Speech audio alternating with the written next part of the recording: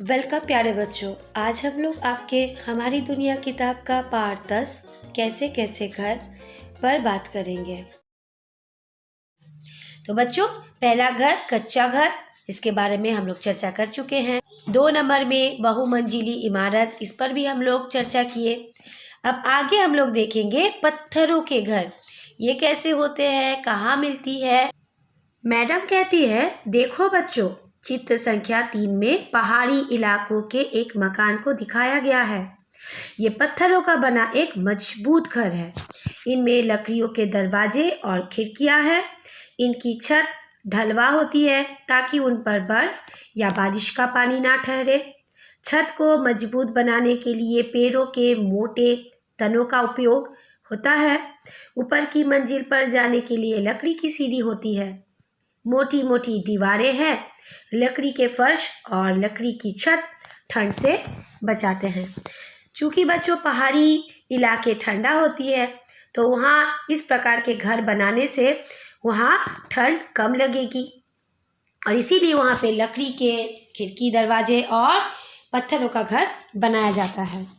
और आदिम संस्कृति में पत्थर का बड़ा महत्व होता है। अब बच्चों, हसन कहता है, मैडम चित्र 4 में टेंट दिख रहा है ना। हमारे घर के पास जंगली जड़ी बूटियां और औषधीय तेल बेचने वाले लोग ऐसे ही घर में रहते हैं।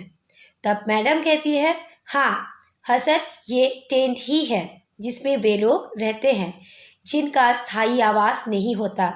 वे एक स्थान से दूसरे स्थान पर घूमते रहते हैं। इन्हें घुमक्कर या खानाबदोश या बंजारे कहते हैं।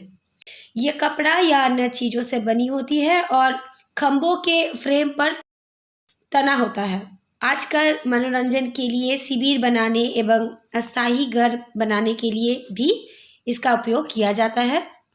बच्चों, आप लोग कभी कैंप में जाते हो या शादी या अन्य समारोह में जाओगे तो भी आपको टेंट लगे दिखेंगे। बच्चे खेलने के लिए भी घरों में टेंट का इस्तेमाल आजकल करते हैं। अब बच्चों, सुधा कहती है, मैडम चित्र संख्या 5 में तो पानी में घर दिख रहा है। तो मैडम कहती है, बिल्कुल ठीक, ये कश्मीर के एक हाउस बोट का चित्र है जो पानी में तैरते रहता है। ये 80 फीट लंबा और 8 से 9 फीट तक चौड़े हो सकते हैं। इनके अंदर छत पर बड़ी सुंदर नक्काशी की जाती है। बच्चों, हाउस बोट या तैरने वाला घर का चित्र आप देख रहे हैं। कश्मीर का पर्यटन हाउस बोट के बिना अधूरी सी है। कश्मीर भारत के उत्तर दिशा में मौजूद है।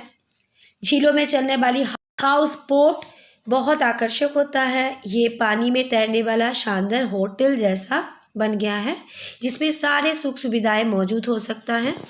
अंदर से ये बिल्कुल अलग अलग कमरों वाले घर जैसा ही देखने में लगता है। अब बच्चों, सुबोध पूछता है, मैडम ये आखिरी वाले चित्र में सफ़ेद सी गुहा क्यों दिख रही है, इसमें कौन रहता है? तो बच्चों, शायद आप लोग जानते हो इसे क्या कहते हैं। बिल्कुल सही, देखो मैडम क्या बताती है, ये इग्लू है। पृथ्वी पर कुछ ऐसे स्थान भी है जहाँ पूरे वर्ष बर्फ जमी रहती है। यहाँ बहुत कम आबादी होती है और यहाँ रहने वाले लोग बर्फ से ही घर बना लेते हैं। इसमें एक ही दरवाज़ा होता है और आमतौर पर खिड़कियाँ नहीं होती। तापमान बहुत कम होने के कारण बर्फ यहाँ पिघलती भी नहीं है।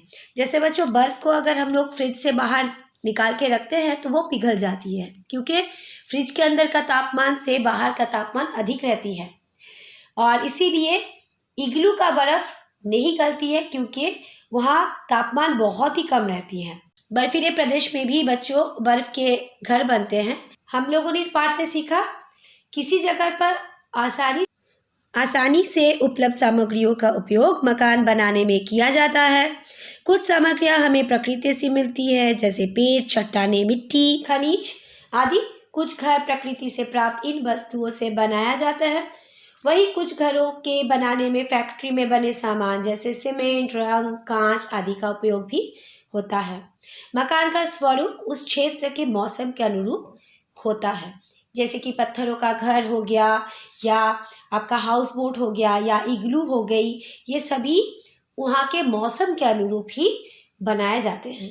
तो इसी के साथ बच्चों ये पाठ यही समाप्त होती है।